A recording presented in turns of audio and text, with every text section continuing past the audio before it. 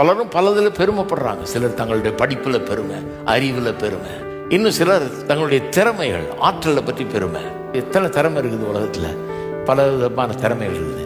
திறமையை கத்தர் கொடுத்ததுன்னா எங்கிருந்து வந்ததுன்னு அதை யோசித்து பார்க்கணும். பரிசுத்த ஆவியானவர் இந்த மனக்கண்ணில் பிரகாசம் அடைகிற செய்கிறார் பாருங்க.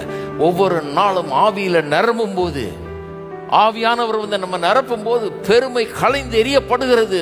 நாம ஒன்னுத்தையும் கொண்டு வரல, நாம் ஒன்றும் பெரிய மேன்மையானவர்கள் கிடையாது. அவர் இந்த மேன்மையெல்லாம் நமக்கு கொடுத்திருக்கிறார். நமக்கு இருக்கிறதெல்லாம் நமக்கு கொடுக்கப்பட்டவைகள்.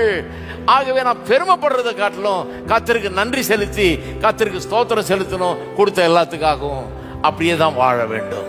ஆனால் இந்த நிலைமைக்கு எது கொண்டு வருது? பரிசுத்த ஆவியின் நிறைவு.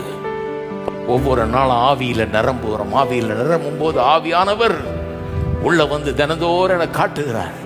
நான் ஒண்ணுமில்லாம இருந்தேன், ஒன்னுத்தையும் கொண்டு வராம இருந்தேன், தகுதி